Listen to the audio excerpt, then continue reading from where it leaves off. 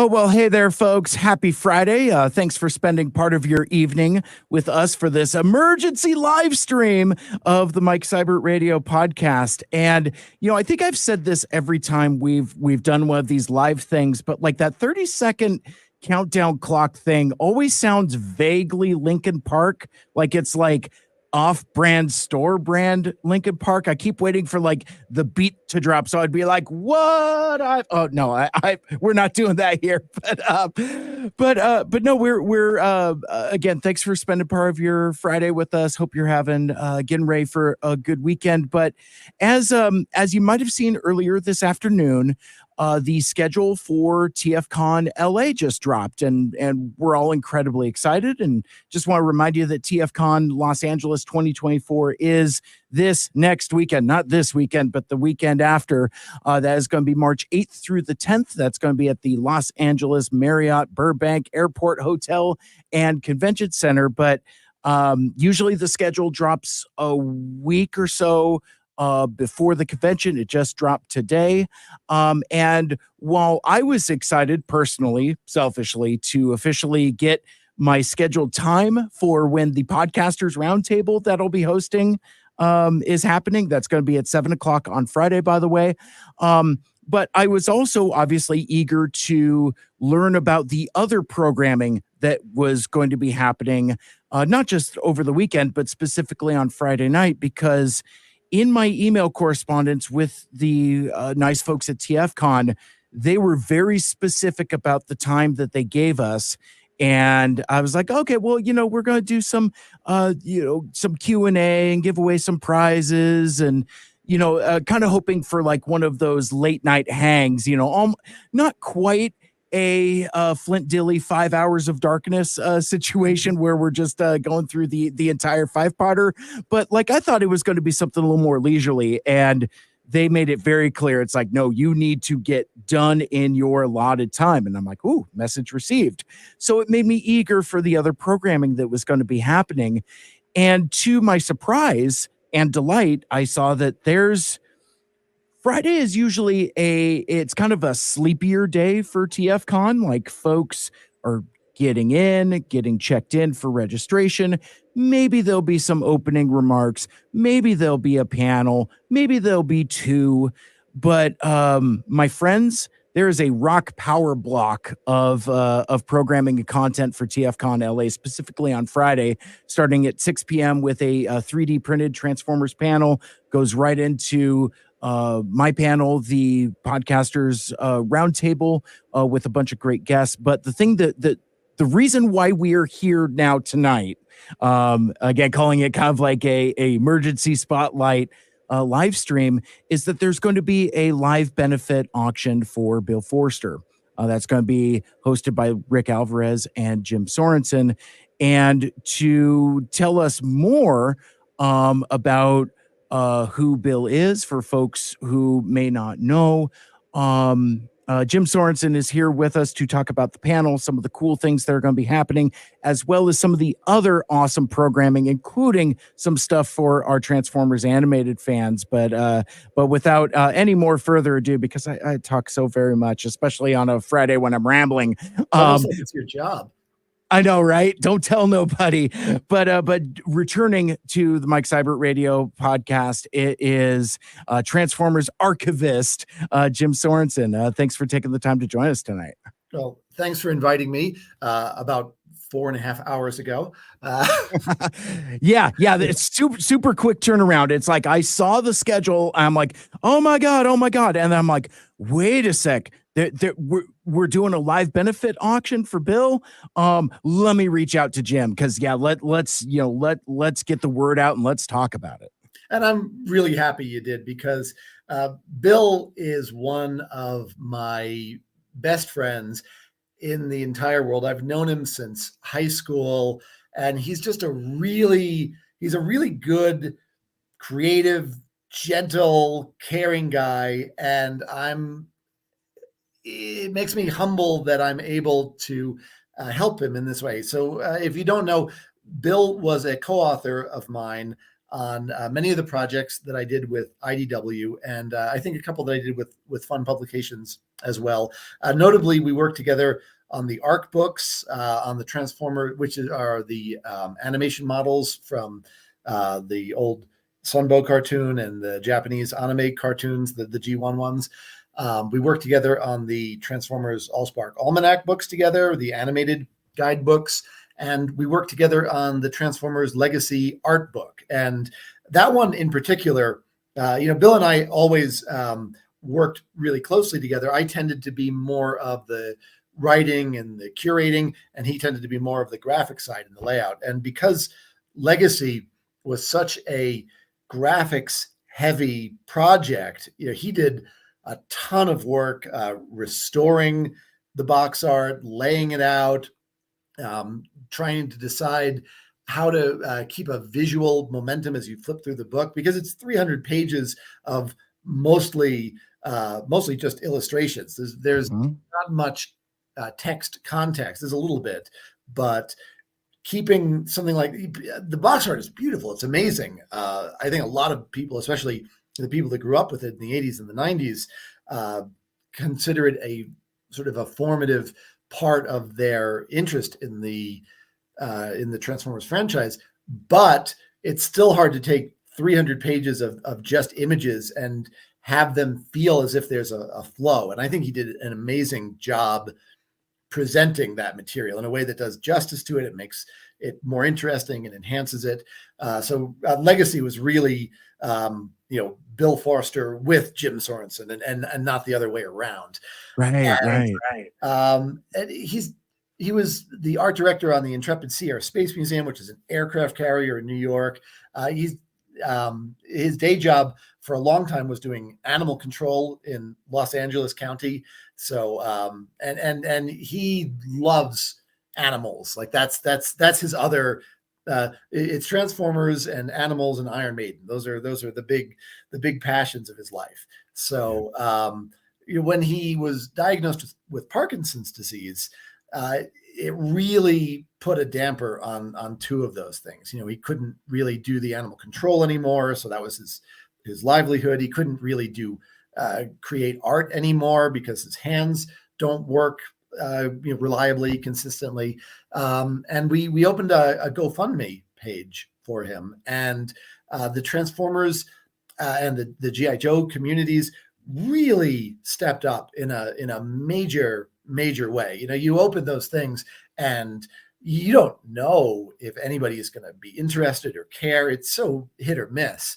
I think we had an initial goal of like $500, which, is not very much, but, every little bit helps. And I think we wound up today. I think the GoFundMe sits at, I want to say in the $8,000 range. I mean, it was a huge success. It was big enough success that we sort of soft closed it. We didn't make it go away, but we stopped promoting it. We even sent out an update saying, thank you, we're good for now.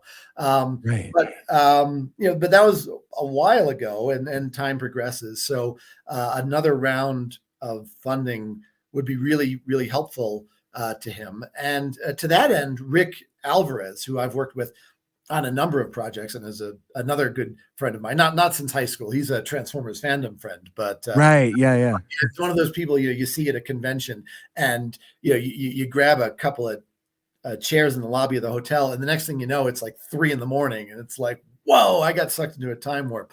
But he had proposed to Colin that we do a benefit auction for Bill, and Colin said yes, and that's going to be the Friday 8 o'clock panel. So that's going to be right after the podcasters roundtable. So that'll be a nice flow. Yeah.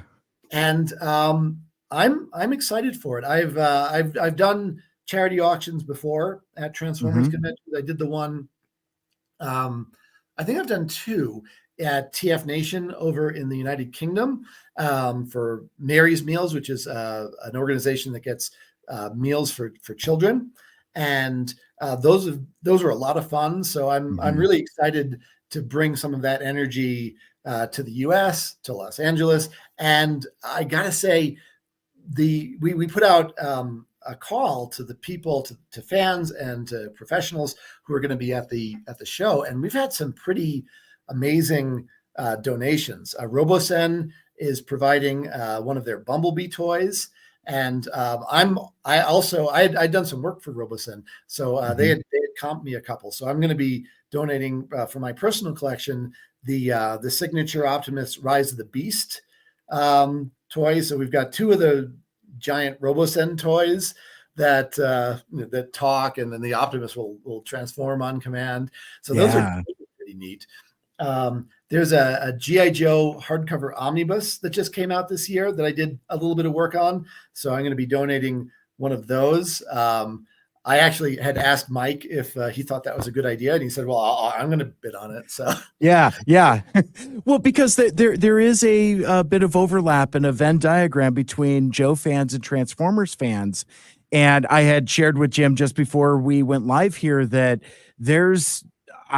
I can't think of a TFCon where I haven't picked up some kind of tangential Joe thing. Like Chosen Prime usually has like all of like the hottest classified series figures. I picked up like a Tiger Force Outback from them, and so anyway, like I have a giant amount of Tiger Force figures.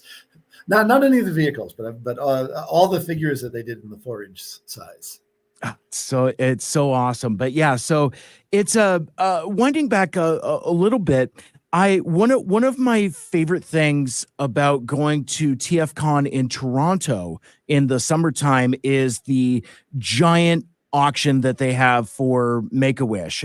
Jim, I don't know if you've attended one of those, but it is one of. I haven't attended the Toronto Con since I want to say like 2006. Oh, wow. I mean, I had gone, I was doing consulting. So I would fly from New York to Dallas, and then I'd spend all week in Dallas and fly back to New York. But they had reversed our tickets because it was cheaper then. It's not anymore, but it would be cheaper to get a one-way ticket from New York to Dallas and then do round trip from Dallas to New York on the weekends and back, because weekend trips were cheaper than weekday trips. Friday to Monday was cheaper than Monday to Friday, even though it's exactly the same. But it meant the upshot was I could go anywhere from Dallas on the weekend, as long as it cost approximately the same as a flight from Dallas to New York.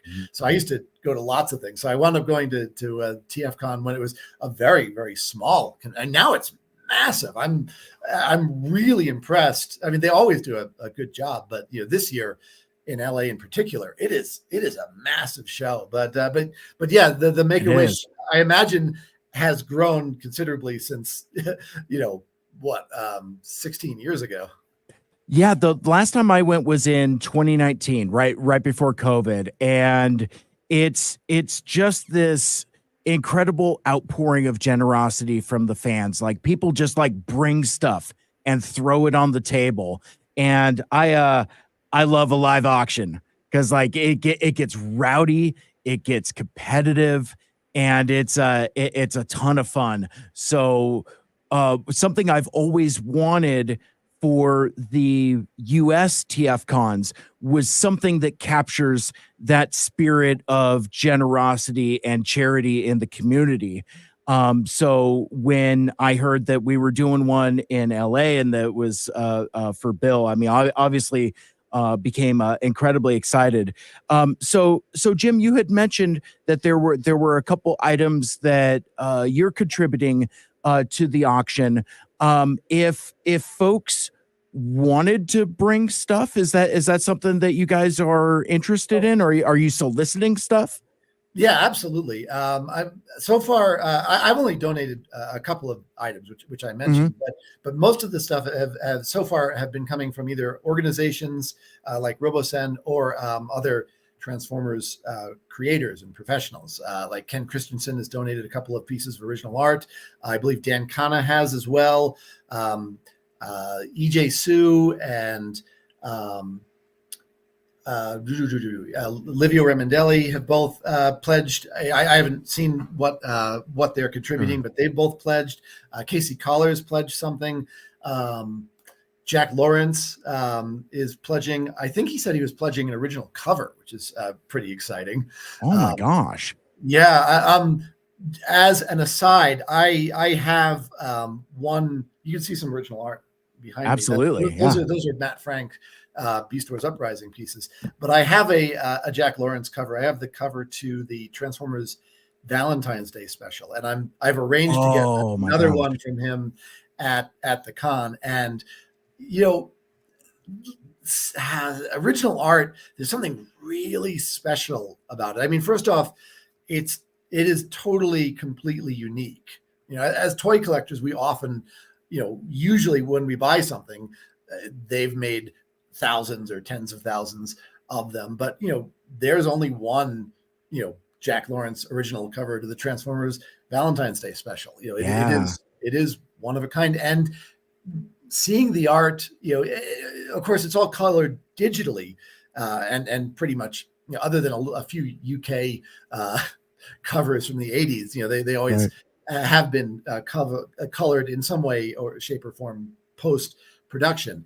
But that means that the art itself that you get isn't something, generally speaking, that's been published in exactly that format. Occasionally, you will see a select edition or something that publishes the line art. But I love seeing the line art, and sometimes you can see pencil marks that have been erased. I have a cover to a G.I. Joe vs. Transformers that has Destro and Soundwave and some of his cassettes on it, and you can see that at one point the Soundwave head was completely different, and it was erased and redrawn. And I love details like that. So I'm a big original art guy. So the fact that Ken and Jack have donated some original art. I think Dan Kana has donated some original art to it.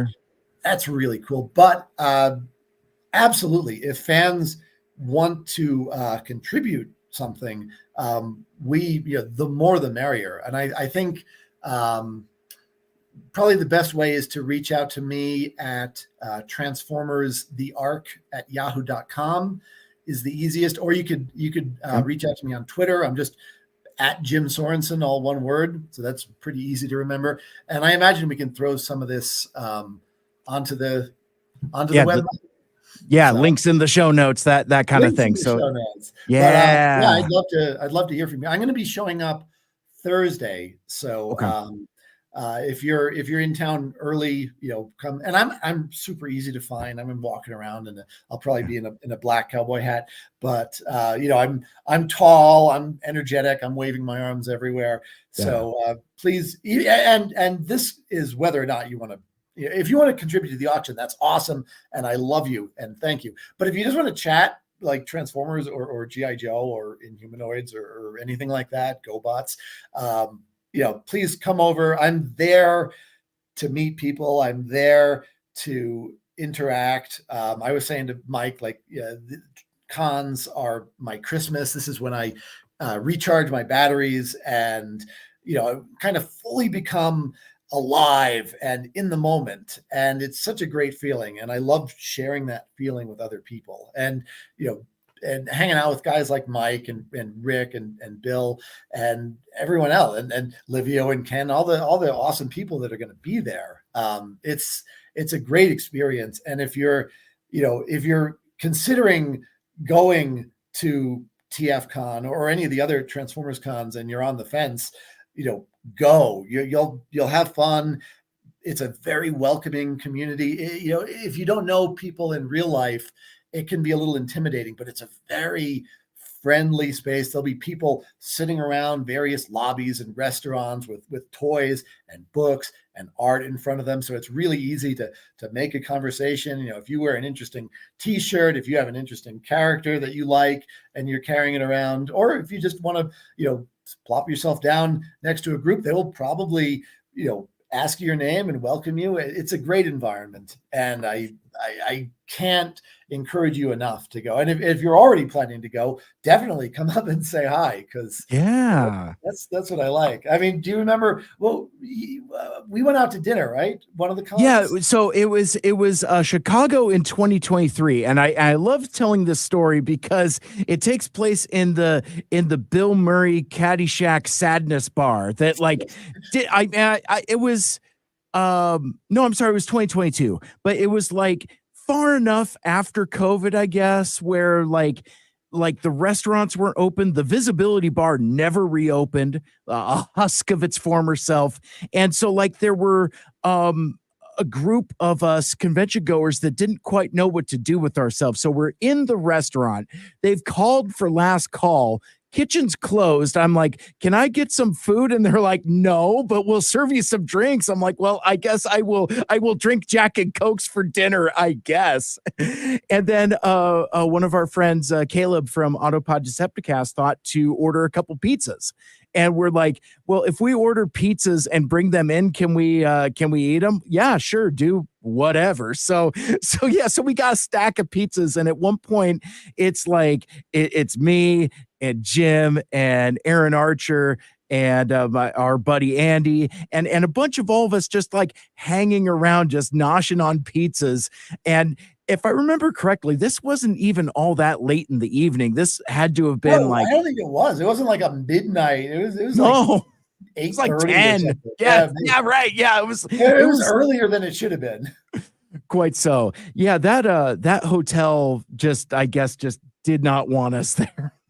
But fun times. That is why I go to TFCon. Like it's for friendship. I mean, sure, I love buying stuff and I like, hunting for toys and getting art and exclusives. All that stuff is cool.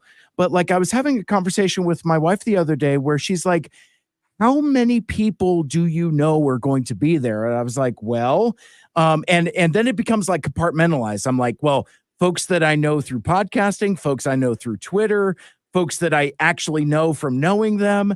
And it's, it's in the dozens. It's like I'm going to see so many people over that TFCon weekend. And I love your analogy of it, Jim. It's like it's rejuvenating, it's recharging. It's like Christmas time. It's like getting to hang out with all of your friends. It's almost like the end of Titanic without all of the boat sinking and all of the freezing death. But still, like that scene where it's just like you open up the doors and there's all of your friends there. It's like there is nothing like it. Yeah, it's not only a great chance to catch up with the people that you know, but it's also kind of neat to catch up with the people that you don't know, like the people that you have Yes. a glancing acquaintance with. And it's like, oh, I've definitely seen that person before, oh, Mhm. yes, this person asked that question last year. There's the people that are on the periphery of your social circle. And it's nice. It's just a great community. So that's why I'm still in the Transformers fandom. Is the people who are in the fandom, because it's a really good fandom, and not every fandom is. That's not a foregone conclusion, but Transformers is a really welcoming, inclusive fandom, and I love it for that. And I don't know why Transformers has it in ways that other fandoms don't always, but whatever it is about the property and the creators and the fans and the spaces that we've chosen to inhabit, it's pretty special. Well, and like we've talked about before, it's something about just like the nature of the concept also that just brings us together in a way that very few legacy franchises do. It's very interesting. There's a few things about Transformers that make it unique as a franchise, and I think one of them is the propensity it has to reboot itself. Beast Wars was an excellent show, but beyond that, the fact that it does serve as this soft reboot of the property and was so successful, I think really baked into the DNA of Transformers the idea that you are allowed to make a new Transformers, a new comic, a new TV show, a new series of movies. You are allowed to do these jumping on points where maybe Megatron is an Autobot this time, maybe they all turn into beasts this time, whatever it is that you're doing, maybe they all have mini cons this time.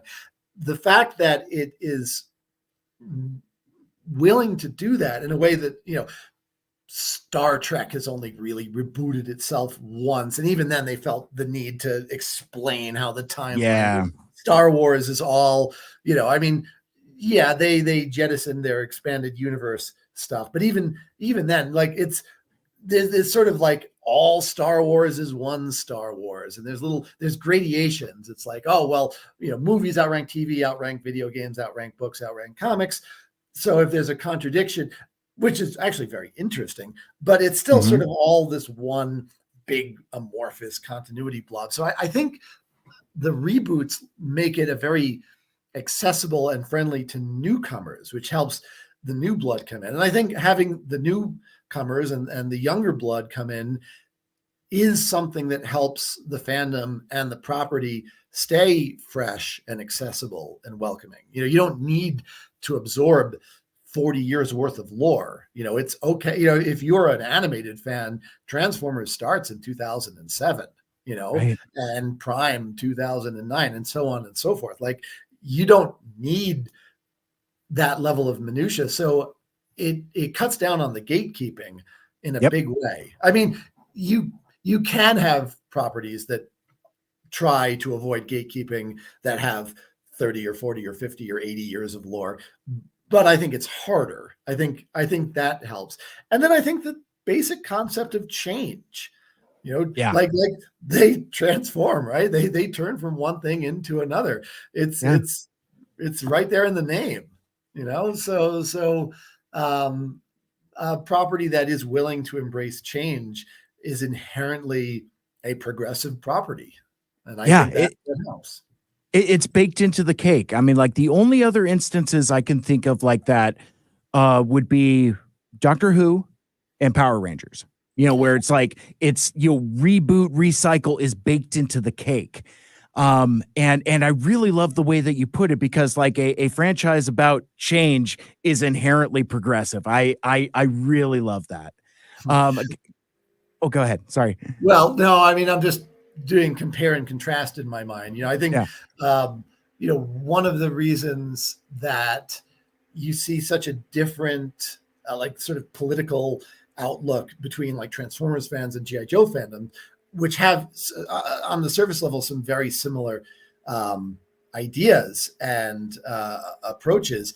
G.I. Joe, I think, is inherently a conservative concept, right? I mean, it's not just that they're soldiers, but they are soldiers who represent America, the world's one of two superpowers or lone superpower. They are inherently anti-change, right? And I don't mean that in a pejorative way. I mean, G.I. Joe is about defending the status quo, and that's not inherently a bad thing at all. And I mean the G.I. Joe team in the context of the universe, they are about defending, they're not revolutionaries. Whereas, the Autobots not always in animated, they're the victors, right? They are the government, but so often the Decepticons are in charge, or it's a stalemate and no one's in charge. But I'd say usually it's not the Autobots, or if it is, that's because it's some kind of a prequel project. The animated is an outlier in that regard, and an interesting one. I mean, I understand why Marty Eisenberg kind of went in that direction, right? It makes it in some ways more relatable in a post 9/11 world to have the Autobots fighting against Decepticon insurgents, right? That's and it's an interesting. It's an interesting take, and I enjoy it, but it's not it's not how it works in Transformers Prime or most Transformers G1s or the Transformers movies or various other projects. Absolutely. Well, and I know we're going to talk about animated. I can go way deep down the rabbit hole. I'll bet. So I had a couple comments in the chat. Brainstorm posts. I got into Transformers because of Rescue Bots, and the cool thing about Transformers is what we're kind of alluding to is that there's so many different entry points, and every entry point, every iteration is somebody else's generation one. And Absolutely. It took me as a longtime fan to get around to that, because I remember feeling kind of gatekeepery about like, oh, what are these live action characters? Just, name reuse. It's like, that's not Sideswipe, that There kind of was a stuff. lot of when Beast Wars came out, like Yeah, that was when you really started, because nobody really minded G2. I mean, some people didn't like the art in the comics or something, or sure, but sure. I mean, it was basically just more of the same, right? I mean, Beast Yeah. Wars was the first time they really went in a new direction, a very different direction, and you had fan pushback.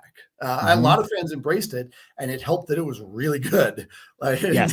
that a lot of people will forgive a goofy premise or even just a different premise if the quality is there, Yeah. and that helps. But I gotta say, Rescue Bots is a great entry point to Transformers because, again, the quality is so high. The characters are so well drawn, and it's a little different thematically. I think um, having the focus be on interacting with humans and environmental threats makes it just tonally very different from other Transformers Mhm. shows.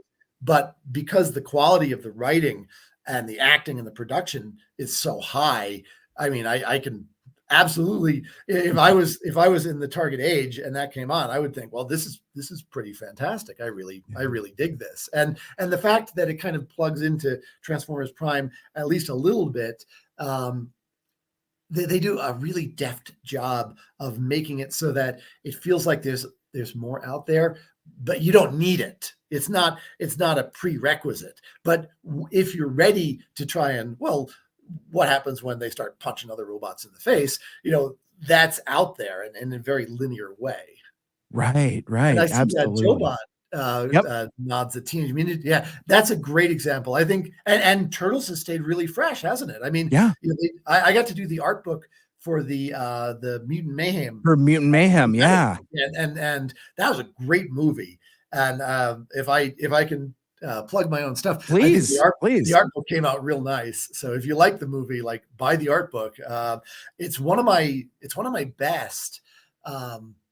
Because I had so much direct studio support and access. I got to chat with the director like not once but twice. I got to do a Zoom call with Seth Rogen. I mean, it was really Oh my cool, and gosh. it shows up on the yeah, and they're both really uh, charming and insightful, and it winds up literally on the page. We have transcripts of those interviews in there. Usually, we didn't do a lot of transcripts, but for the director and for Seth Rogen, we kind of had to, and they were really good. They were really full of information and insight. But I got to talk to like the head of cinematography and a bunch of the modelers and whatnot. And for them, we tended to use like pull out quotes. Yeah. But they were really interesting and cool pull out quotes.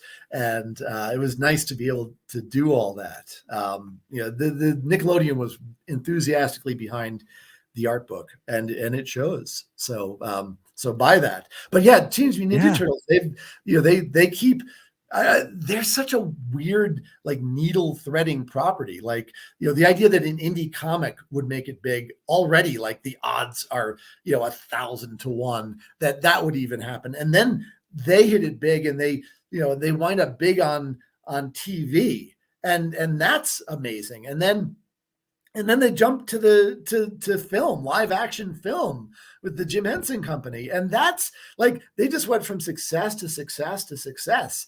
And yeah, I mean, almost all the different turtle cartoons have something like really special about them. Like the Fox Yeah. Kids was kind of mine. The 87 one was a little bit late for me. Like I was kind of Mhm. aging out of cartoons right around that point. Transformers, I kind of kept, actually it was actually the comics that kept me invested, because right when the cartoon was ending, like Furman was kind of starting to step in and go all cosmic, and that was very interesting. Yeah. That's when When it I got was, super metal. yeah, exactly. I mean, When I was it was like in that age range. But Turtles I didn't quite get into. But then when the right. 2003 Fox Kids ones came out, I thought, well, this is really cool. And they were borrowing, especially the early seasons, they're borrowing a lot from the comics. I got into it because someone said, the Leo Shredder duel where Shredder gets beheaded. That's in the cartoon. I said, no, it's not. They're like, it is. It totally is. I'm like, but they don't decapitate him. They're like, no, they decapitate Shredder. It's great. I'm like, okay, I gotta watch this. So yes, thank you, Joe Bot. I would love to. I'd love to do the art book for the sequel. The movie was a triumph.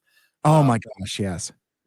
Yeah, we're eating good as animation fans. I mean, it's there's some cool, innovative stuff out there for sure. And Brainstorm says that Furman went mad with it, and he did. That is true. Yeah, well, clearly he wanted to be writing X-Men and superheroes, to the point he wanted a bunch of mutants, and somehow it all works. I mean, I love that run. I mean, there was a time like now everything Transformers gets collected in the trades. Everything gets collected in the trades. But it was out of print for so long, and when it finally came back, it was just those last 12 or so issues.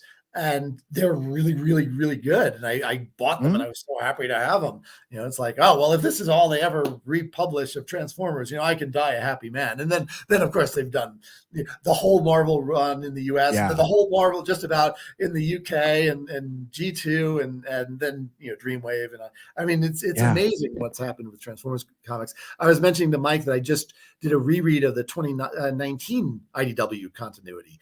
And that's a fun one because the Autobots sort of are in charge, but really it's just this, big multicultural,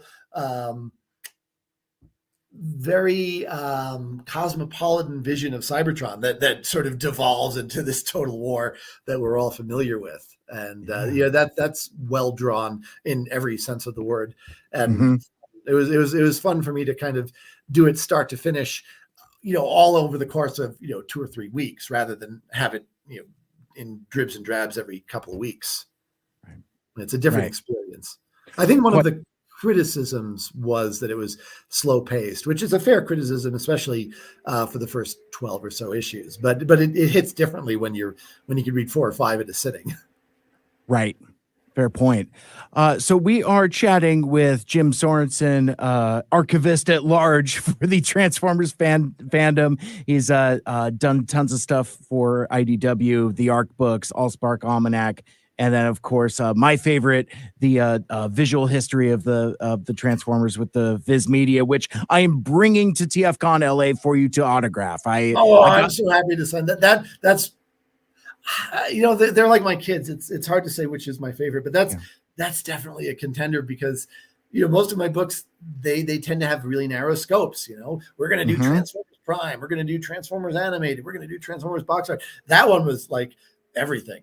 They're like, we want to do everything. I'm like, ooh, okay, let me think. Like a lot of the work in that project in the first, I don't know, maybe 6 weeks or so was just trying to figure out like what the scope was and how to organize it. Like none of that was received. Like all of that was, they said they just want to cover everything about the history of Transformers. And there's a lot of ways you could like strict chronological maybe, or I don't know, alphabetical or something, but like finding a way to make it feel coherent and again have that sense of momentum. There's a little more text in that book than Legacy, but not a ton. So, but that was I kind of stand behind. Well, I should stand behind. I definitely stand behind the sort of way we organized it into toys, comics, movies, video games, and toys, comics, movies, video games. What was the fifth one? And TV, television. TV. Right. So, the production art and VHS boxes and stuff. So good. It is a literal treasure. And Joe put in, he didn't want to interrupt the flow, but he has all your books as well. He is a huge fan. Hey, Joe, any chance you're coming to TFCon this year? We don't have to wait for the answer, but I was gonna say, you know what? I happen to know he's relatively close and relatively close to you, actually, Jim. I think he's in the Vegas area. Not to dox the dude, but so Jim, we started the conversation talking about the panel that you'll be doing with Rick Alvarez. It's a live benefit auction for Bill Forster, who's collaborated with you on a number of these projects that we talked about. But before we move on to the other panel that we want to talk about, before we run out of time, I want to ask you one: how is Bill doing? Okay. So, Parkinson's is a long-term degenerative disease. So, at the risk of being a cliche, there are really good days and bad days. Mhm. So, he, he has a really good sense of optimism isn't quite the right word, but agency. Like Mm. he's very much about doing the things that he can do, and accepting the things that he can't change. But one of the things that the benefit auction will help is that he's been auditing a class that is for mobility, because one of the best things that you can do with Parkinson's is move around, and there's a lot of like boxing classes and like dance classes and stuff like that, and some of the money is going to go towards helping him be able to be in that environment. And I have a kind of funny story about that, because he was auditing the class, and it was in the process of transitioning from a Parkinson's boxing class to a more general Parkinson's exercise mobility type class. And because of that, they were changing the name. Bebop Boxing was the name, and they were looking Okay. for new names, and they had a couple of names on the table, and they were all kind of generic, and they were voting on it, and none of them was getting any kind of consensus or majority. And they said, "Well, Bill, do you want to vote?" And he said, "Well, I'm just auditing. I don't want to." And they said, "No, you're allowed to vote." And he goes, "Well, to be totally honest, I don't love any of the names." I'm like, "Well, do you have any names?" And he thinks for a moment, and he goes, I don't know if you'll like this, but the first thing that popped into my head was movers and shakers. And they loved it. And it got a unanimous vote. So that's they're trying to change the name to that. They Yeah. had to get permission from their organization, but Sure, like sure. he hasn't lost his sense of humor about it. Yeah. He doesn't want to be defined by it, and I think those are all normal, you know, relatable impulses. Gotcha. Thanks for sharing that. If folks are unable to go to TFCon LA and participate in the live benefit auction, is there any other way that folks can help? Well, I think probably the best way is the GoFundMe that we have open. And again, I think that's something that we can put the link in the description. If you just do a Google search for GoFundMe Bill Forster, it'll pop up as well. And I for a while we had my ugly mug on there, but I think we got his on there instead. Oh, there it is in the chat. Perfect. Yeah, it's honestly, everything helps, and the community really has been fantastic in terms of donations of money to the GoFundMe, in terms of donations of items. Yeah, I mean, there's so many more people who've. I mean, Flint Dilley and Marty Eisenberg have pledged signed scripts of theirs. I mean, there's. I don't want to try and list everybody because I'm sure I'll forget. Right. But Yeah. there's been Yeah. a lot of interest, and it's heartwarming. It really is. I know that times can be tough, and that makes the generosity of the community even more touching, even more impressive. I mean, it's not just a great community in terms of being friendliness. It's a great community in terms of what it does, the actions they take. So, and I guess it's not surprising that those things go hand in hand.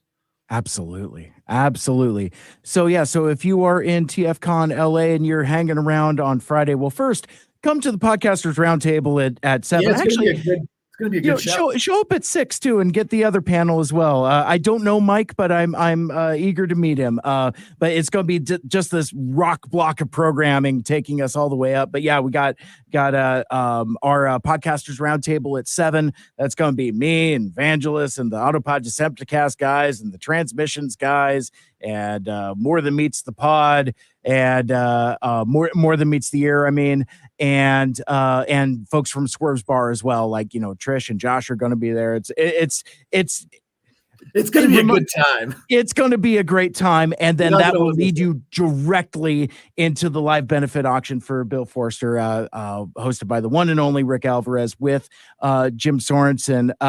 So before we let you go, as we wrap up, that's not the. I mean, obviously, that was the focus of what we wanted to talk about tonight, but that's not the only panel that you're a part of. Before we close out here, let's talk a little bit of animated, because like I gotta tell you, this is like the number one panel I'm excited about. That's it's gonna be happening Saturday at 5:00. It's going to be Transformers animated. It's gonna be deleted scenes and characters and all of that. And I didn't realize until today that Jim, you're involved with that panel as well.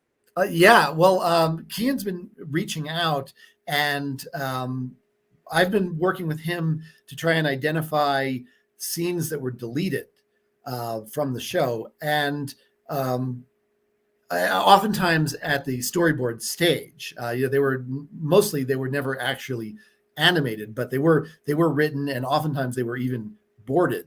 And when I was working on the Allspark Almanacs, I got access to all of the storyboards. So I've been going through it, and he had some leads about places where Marty had said that something had been written and then not filmed. So I've been going through the storyboard looking for those scenes that have been cut out. And when I've been finding them, I've been shooting them Kian's way, and he's been animating them up. And I think he has David Kay involved. So it's going to be pretty cool. And Eric Seibeneller has been doing new character designs for when new characters are needed for some of the. That's more less for the deleted scenes and more for the unaired season 4 episodes. But it's sure, it's a pretty similar and related project that he's doing. But basically, Kian's been really keeping the flames, the Matrix flame of animated alive, and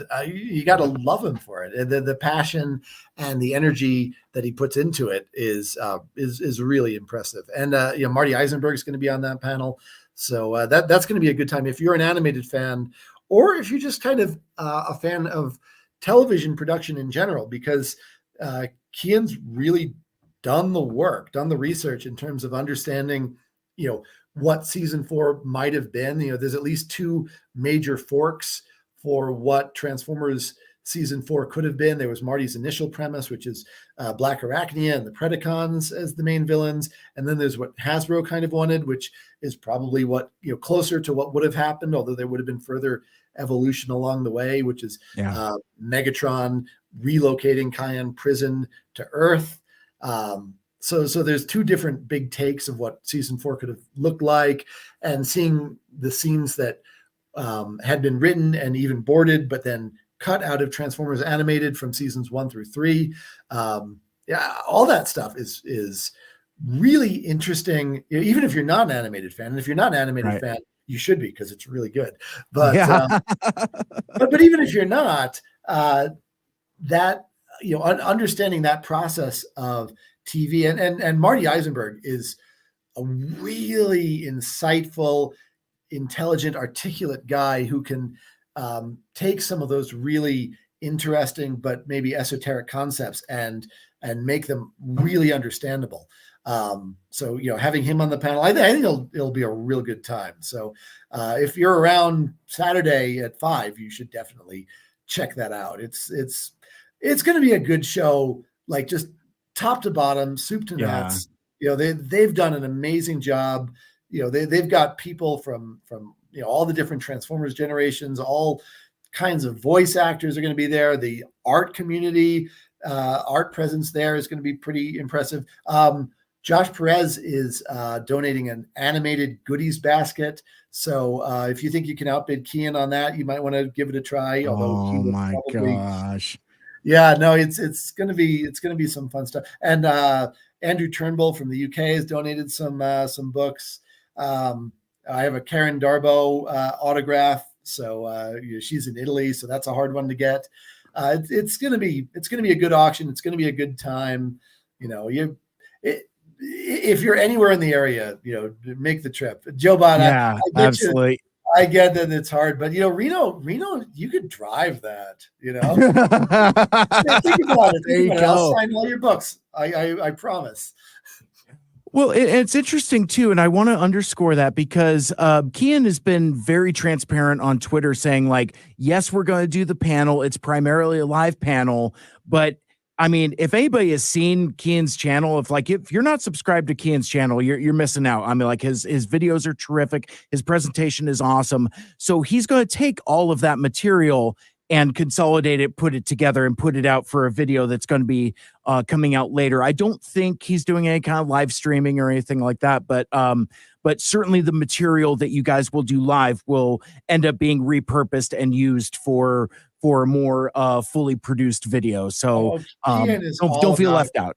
yeah, no, Kian's all about getting the material out there. He's about, and I think we share a lot of those impulses. It's about, Yeah.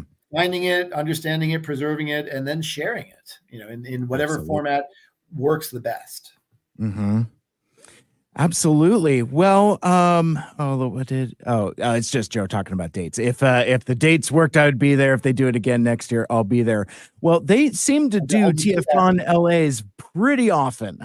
Yeah, and usually in March, so you could Yep. maybe do a little planning ahead. But yeah. TFCon it's a good time. Absolutely. Always and every time. Jim, before we let you go, did I ask earlier, do you have a table there, or are you just going to be around? I think I'm just going to be around this time. So, okay. Yeah, I wasn't bringing merch, and I think they're a little, not that anybody said anything, but just looking at the guest list, I'm thinking they're going to be a little bit tight this year. So I didn't ask, and but I'll be around. Like I said, I'm super easy to find. I'm happy to sign your books, and I might. I might bring just a little bit of stuff and have it up in my room. So, but if I do that, I'll throw it up on my social media. So you can follow me at Jim Sorenson on Twitter, or I think just Jim Sorenson on Facebook. Yeah. I was in the tech sector. I got in early. I got my name on a bunch of stuff. Nice. So, TFCon is always a great hang, obviously. And we talked about two terrific can't miss panels. We talked about like the vibe, but like anything else in particular you're looking forward to? Like, are there any other panels you're going to check out? Like, are you a costume contest guy? What does Jim Sorenson do at TFCon when he's not presenting? Well, a lot of times when I'm not presenting, I'm hanging out in the bar. Me too, brother. Not even necessarily drinking, but to me, the social scene is the big magnet. So I expect that I will be in the bar, in the lobby, generally making myself a party to as many conversations as I possibly can. So that's one of the things that I'll be doing. And then, I gotta do some hunting. I don't do a whole lot of toys. And usually when I do, I can snag them when they first come out. But, for me, it's art, original art. I've got dozens and dozens of pieces, and they all get framed and hung up on the wall. So they're not gathering dust in a closet somewhere. Production art, I'm always looking for new animation models. So, the thrill of the hunt, it's that ancient primal, no pun intended, part of the human psyche. And that's another, cons like this are another good place to scratch that itch, because you never really know what you're going to find. You're like a animated lockdown, just prowling the floor with the red headlights, with the heavy metal music just following you. That's awesome. The thrill of the hunt. Well, Jim Sorenson, this is always a pleasure. I always appreciate you taking the time to join us and we'll see you at TFCon. Absolutely. All right, and folks, that's it for now. I will also be getting in on Thursday, so I will be available and approachable. I'm gonna take Andy's idea of getting like Staples name tags that just say "Hi, I'm Mike Seibert" on there, and I'll have Mike Seibert Radio Podcast buttons and Two Mikes Too Furious buttons to hand out to folks. Just say, "Oh, hey, are you Mike Seibert?" "Yes, I am. Here's a button." So I am very approachable. And like Jim was saying, I'm going to be spending most of my time in bars and lobbies as well as a few of those panels that we talked about as well. But man, we will see you at TFCon. That is going to be next weekend, March 8th through the 10th at the Los Angeles Marriott Burbank Airport and Airport Hotel and Convention Center. That's what it is. It's a mouthful, but man, we'll see you in a couple weeks in Burbank. And until next time, make good choices. We did it. Nice. All right.